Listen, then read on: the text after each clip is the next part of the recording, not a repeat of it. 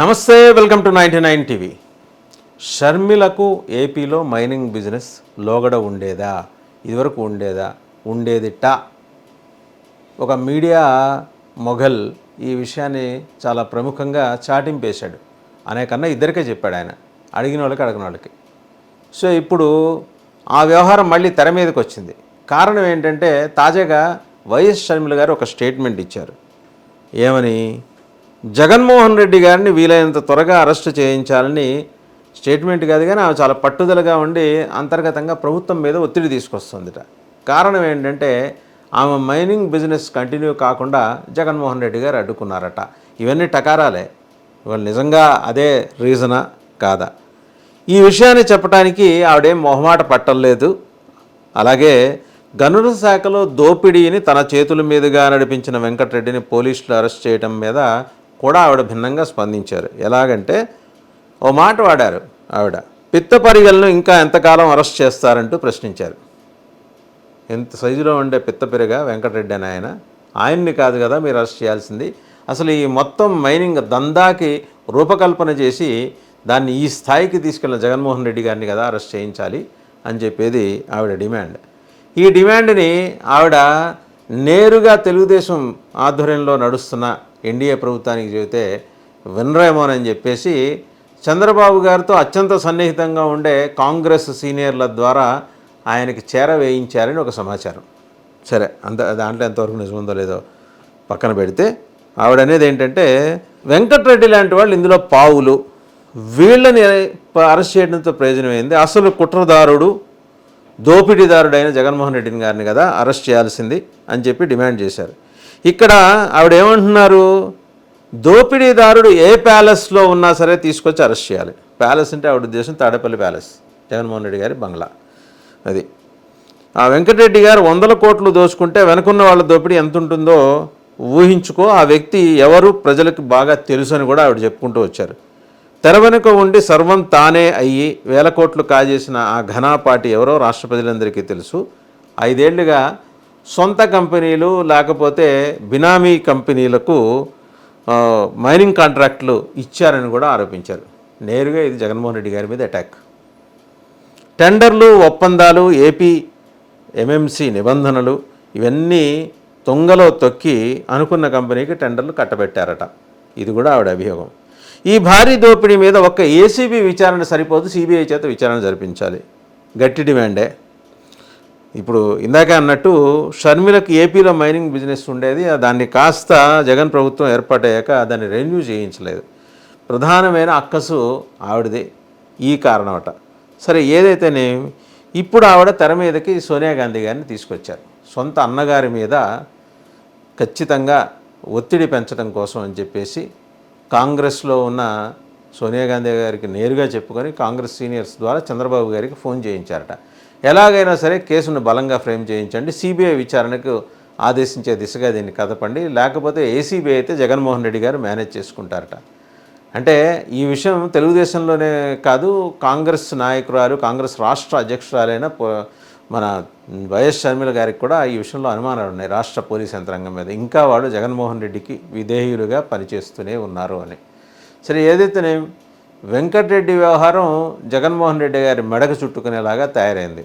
That demand సొంత కుటుంబం నుంచి, ఆయన సోదరి నుంచే వస్తుంది. కాబట్టి మరి జగన్మోహన్ రెడ్డి గారు ఏ రకంగా దీంట్లో ముందుకెళ్తారు, ఎలా వ్యవహరిస్తారనేది ఆలోచించాల్సిన విషయం. ఇక రెండోది, ప్రభుత్వ పరంగా చూస్తే ఎన్డీఏ ప్రభుత్వం ఏసీబీ విచారణతో ఆపుతుందా, సిబిఐ విచారణ కూడా చేయిస్తుందా? మూడో అంశం, ఖచ్చితంగా షర్మిల దగ్గర ఆధారాలు ఉండి ఉంటాయి.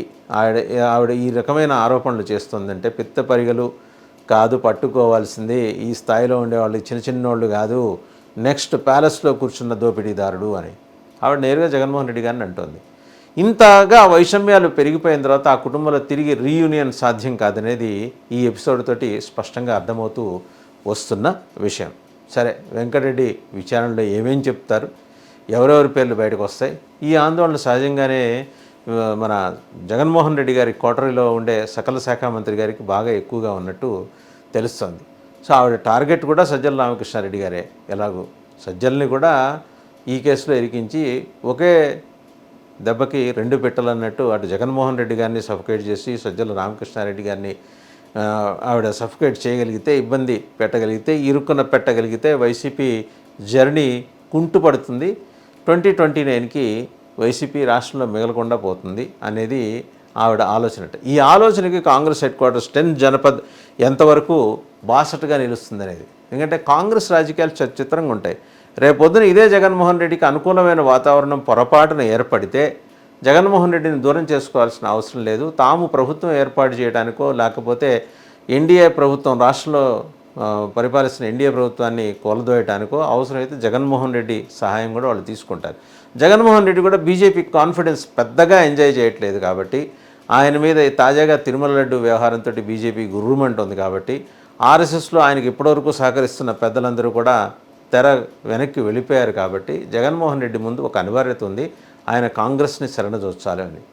సరే, ఈ అంశం పక్కన పెడితే 2029 అంశం పక్కన పెడితే 2026 ఎండింగ్లో కానీ 2027 బిగినింగ్లో కానీ ఖచ్చితంగా జమిలీ ఎన్నికలు వస్తాయి. ఆ జమిలీ ఎన్నికల సమయానికి జగన్మోహన్ రెడ్డి బలంగా మారే అవకాశాలు కూడా లేకపోలేవని కాంగ్రెస్కి ఒక అంచనా. ఎందుకంటే సూపర్ 6 అమల్లోకి వచ్చేప్పటికీ ఆ అంశాలన్నీ పక్కన పెట్టేసి ప్రతి నెల ఒక అంశం తీసుకొచ్చి సూపర్ 6ని డైవర్ట్ చేస్తూ వస్తుంది ఎన్డీఏ ప్రభుత్వం. ప్రజలు కూడా నెమ్మదిగా కాన్ఫిడెన్స్ కోల్పోతున్నారు. ఎన్నాళ్ళు ఈ డైవర్షన్ పాలిటిక్స్ని, జగన్మోహన్ రెడ్డి అవలంబించిన డైవర్షన్ పాలిటిక్స్నే మళ్ళీ తెలుగుదేశం ఇంకా హీనంగా అదే పాలిటిక్స్ని కనుక చేయాలనుకుంటే మాత్రం ప్రజల నుంచి తీవ్ర వ్యతిరేకత అవుతుంది. కాబట్టి జగన్మోహన్ రెడ్డికి chances are fair and better than 2024 అనే ఒక అవగాహనకి కాంగ్రెస్ వచ్చినట్టు తెలుస్తుంది. అందువల్ల జగన్మోహన్ రెడ్డిని దూరము పెట్టరు, దగ్గర తీసుకోరు. ప్రస్తుతానికైతే అబ్జర్వ్ చేస్తూ ఉంటారు. జగన్మోహన్ రెడ్డి వేసే ప్రతి అడుగుని కూడా కాంగ్రెస్ గమనిస్తూనే వస్తుంది. బీజేపీ తోటి జగన్మోహన్ రెడ్డి గారి సంబంధాలు ఆల్మోస్ట్ దూరం అవుతున్న క్రమంలో, తెగిపోతున్న క్రమంలో జగన్మోహన్ రెడ్డి అనే ఆయన్ని ఒక గ్యాప్ ఈ రిజర్వ్లో పెట్టుకోవాలి. రిజర్వ్లో పెట్టుకుంటే రేపొద్దున అవసరమైతే తీసుకొచ్చి వాడుకోవచ్చు అనేది కాంగ్రెస్ పార్టీ ఆలోచన. అప్పుడు మెర్జర్ దాకా వెళ్తారా, ఆ సమయంలో తాత్కాలికంగా మద్దతు కోరి ముందర ఎన్డీఏ ప్రభుత్వం ఏర్పడకుండా చూసుకుంటారా అనేది కాంగ్రెస్ పార్టీలో కొనసాగుతున్న అంతర్మథనం. అంటే సిడబ్ల్యూసి కాంగ్రెస్ వర్కింగ్ కమిటీ ఈ విషయంలో చాలా సీరియస్గా ఉందిట. సిడబ్ల్యూసి అత్యున్నత విధాన నిర్ణాయక మండలి కాంగ్రెస్ పార్టీలో వాళ్ళు ఈ విషయంలో చాలా సీరియస్గా ఉన్నారు. సో జగన్మోహన్ రెడ్డిని దూరం పెట్టరు, అలాగని దగ్గర తీసుకున్నట్టు కనపడనియ్యరు. ఈ క్రమంలో జగన్మోహన్ రెడ్డి వేసే ప్రతి అడుగుని వాళ్ళు గమనిస్తూనే ఉన్నారు. గమనిస్తూనే జగన్మోహన్ రెడ్డికి సిగ్నల్స్ పంపిస్తూనే ఉన్నారని ఢిల్లీ పొలిటికల్ కారిడార్స్లో మాట్లాడుకుంటూ వస్తున్న అంశం. ఇదిలా పక్కన పెడితే మరి ఈ మూవ్లో మరి ఎన్డీఏ ప్రభుత్వం మీద ఒత్తిడి వచ్చింది కదా, బీజేపీ స్టాండ్ ఏంటి? నిజంగా బీజేపీ చాలా సీరియస్గా మైనింగ్ అంశంలో జగన్మోహన్ రెడ్డిని టార్గెట్ చేయాలనే ఆలోచన బీజేపీకి ఉందా? లేకపోతే జగన్మోహన్ రెడ్డి ద్వారా ఆంధ్రప్రదేశ్లో నెరవేరాల్సిన ప్రయోజనాలు ఇంకా బీజేపీకి మిగిలే ఉన్నాయా అనే సందేహాలు కూడా బీజేపీ హెడ్ క్వార్టర్స్లో ఉండే వాళ్ళకి చాలామందికి ఉన్నాయి.